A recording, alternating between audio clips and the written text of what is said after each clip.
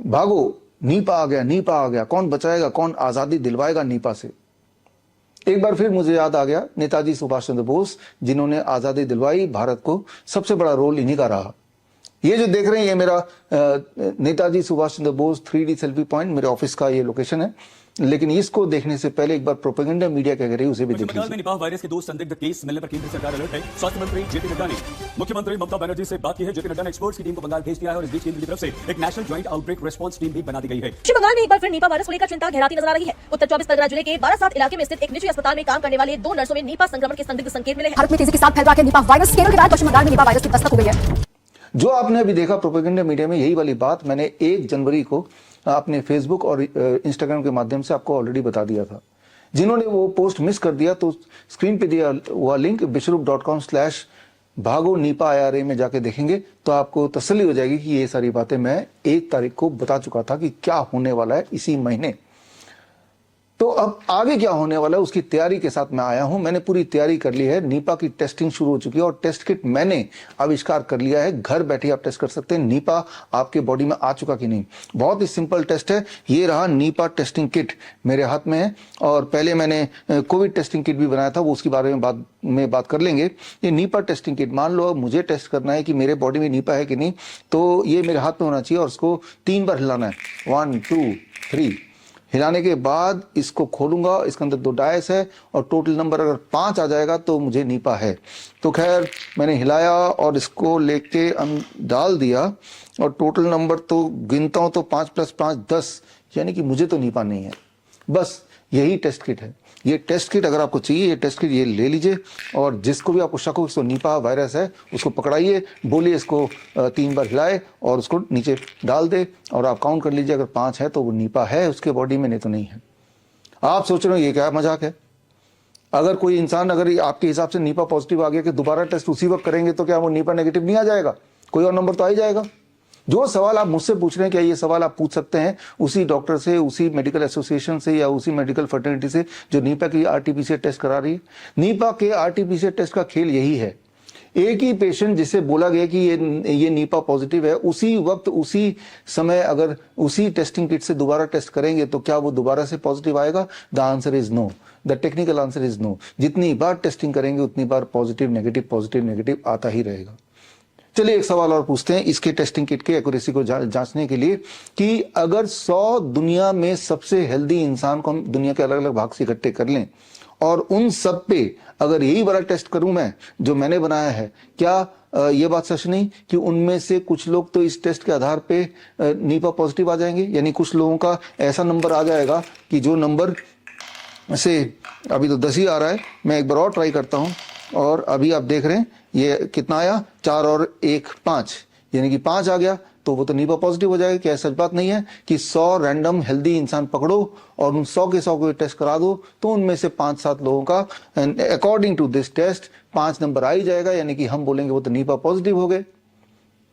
अब यही सवाल आप उसी डॉक्टर से पूछिए, उसी पैथोलॉजी लैब से पूछिए कि आप 100 लोगों को इकट्ठा कर लें रैंडमली जो बिल्कुल हेल्दी हैं और उन सब में अगर नीपा RT-PCR टेस्ट कराएंगे तो क्या ये सच बात नहीं उनमें से 5 से 10% लोग रैंडमली पॉजिटिव आ जाएंगे?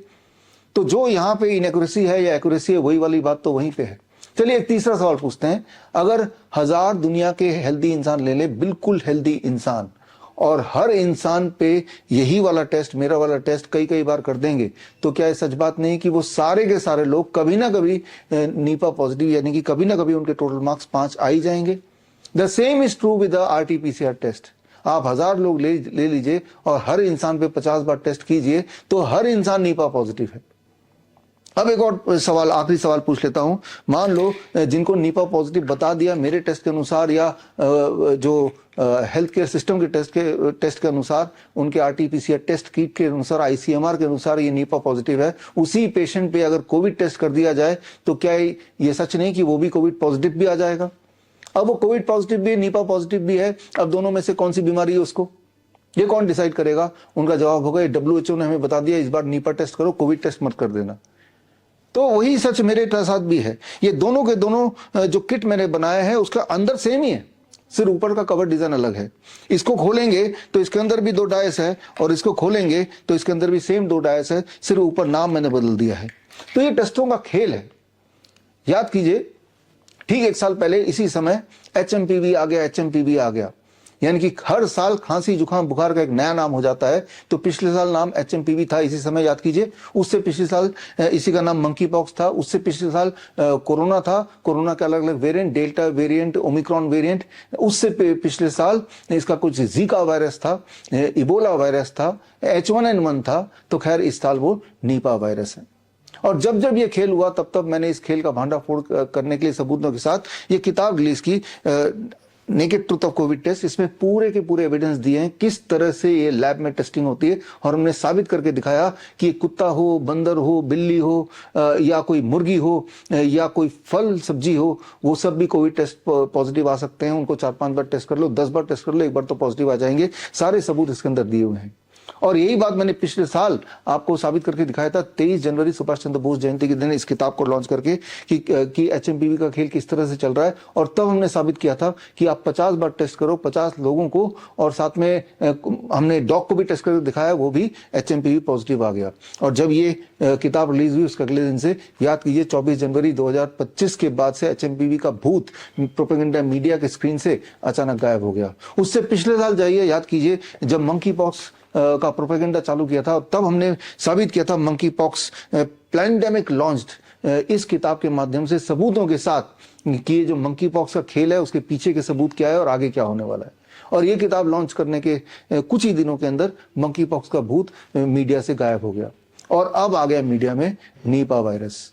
तो खैर, प्रोपेगेंडा मीडिया हेल्थ मिनिस्ट्री के साथ मिलके आपके साथ एक खेल खेल रही है, आपको बेवकूफ बना रही है, और इसको, जो कि एजेंडा है ही नहीं, खांसी जुकाम बुखार है, उसको नया नाम दे रही है और उसको एक एजेंडा बना रही है। और उस एजेंडे के आड़ में अपने जो भी उनकी प्लानिंग होगी उसको पूरा करने की कोशिश कर रहे हैं। जबकि आज की तारीख में जो सबसे बड़ा रियल पैंडेमिक है वो है बच्चों में पैंडेमिक। बच्चों में पैंडेमिक, आज के बच्चों को अगर देखें, अगर आप किसी भी बड़े पब्लिक स्कूल में चले जाएं तो आप देखेंगे कि हर 2 में से 1 बच्चे को डेंटल प्रॉब्लम है, हर 3 में से और तीसरा बच्चा चश्मा पहना हुआ मिलेगा आपको, हर चौथे बच्चे को डाइजेशन रिलेटेड इशू मिलेगी आपको, हर 10वां बच्चा attention deficit hyper activity disorder का पेशेंट मिलेगा, ADHD जिसे बोलते हैं, हर 12वें बच्चे को सांस की दिक्कत, अस्थमा वगैरह आपको मिलेगी, हर 100 में से 1 बच्चा ऑटिज्म का शिकार है आज की तारीख में, जो नॉर्मल स्कूल में जाते भी नहीं है। और ठीक इसी तरह से हर 500 में से 1 बच्चा सेरेब्रल पाल्सी का पेशेंट हो गया है, जो कि स्कूल तक नहीं जाते, वो घर पे ही उन्हें रहना पड़ता है, पूरी तरह पैरालाइज्ड है। हर 1000 में से 1 बच्चा आज की तारीख में डायबिटीज टाइप 1 का पेशेंट है। ये आंकड़े हैं आज के, यानी कि कुल मिला के अगर आप मैथमेटिक्स करके देख लें, हर बच्चा किसी न किसी रूप से बीमार है ही, जो कि हमारे टाइम पे नहीं था। याद कीजिए, हमारे टाइम, आज से 40 साल पहले, 50 साल पहले, तब ये सारी बीमारियों का नाम और निशान नहीं था, क्योंकि तब वैक्सीन भी नहीं थे।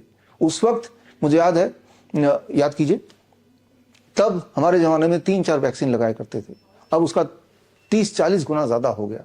और इसका असर ये हो गया कि आज की तारीख में बच्चे बेहद बीमार हैं, जिसकी बात कोई मीडिया नहीं करेगा, राइट। तो खैर, हम इसकी बात करेंगे।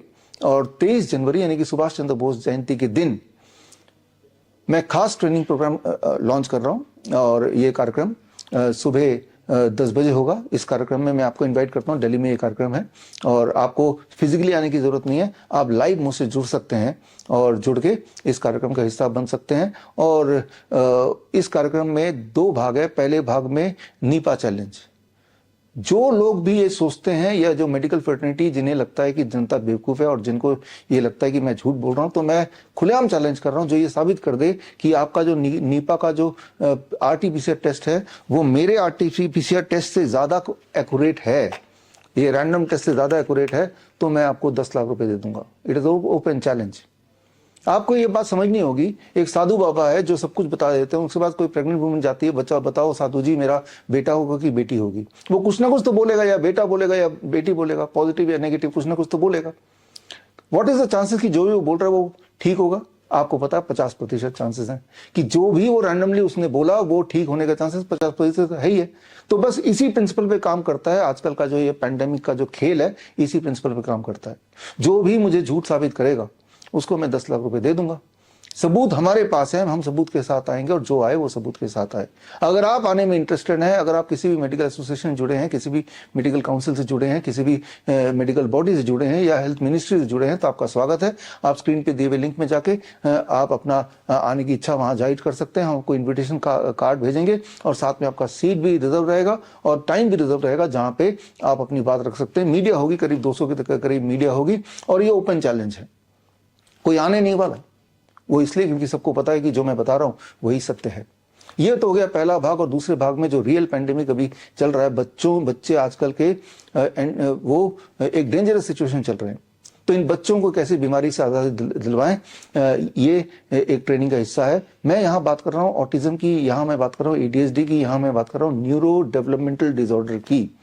और जिसे बोला जाता है कि ये कभी ठीक नहीं हो सकता, दरअसल हमारे बच्चे ठीक होते हैं, हमारे बच्चे ठीक हुए हैं। और ऐसे 1000 बच्चों के, 1000 से भी अधिक बच्चों के केस स्टडी में पेश करूंगा और साथ में उन्हीं में से कुछ बच्चे स्टेज पे होंगे अपने सारे रिपोर्ट के साथ, उनके माता पिता के साथ, जो बता देंगे कि पिछले कई सालों से वो ऑटिस्टिक थे, वो ADHD के पेशेंट थे, लेकिन हमसे जुड़ने के बाद हमारा कैन प्रोटोकॉल की और ऑटिज्म नाउ प्रोटोकॉल अप्लाई करने के कुछ दिन के अंदर वो पूरी तरह ना केवल स्वस्थ हो गए, ठीक हो गए, वो नॉर्मल स्कूल में उनको दाखिला मिल गया, वो उनका लाइफ बिल्कुल सही हो गई है। जो अदरवाइज बोला जा रहा था कि ये लाइफ लॉन्ग डिपेंडेंट रहेंगे बच्चे पेरेंट्स पे। तो खैर, साथ ही में 23 जनवरी को मेरी किताब की रिलीज भी है, cure autism now. Cure autism now का हिंदी एडिशन आपको याद होगा, ऑटिज्म से आज़ादी, मैंने 30 नवंबर राजीव दीक्षित जयंती के दिन रिलीज की थी। उसी का इंग्लिश क्योर ऑटिज्म नाउ भी मैं रिलीज करूंगा। और इस किताब के माध्यम से या उस ट्रेनिंग के माध्यम से आप जानेंगे कि बच्चों में जो अभी जो दिक्कत दिख रही है, जो which is the real pandemic, उसका सोल्यूशन है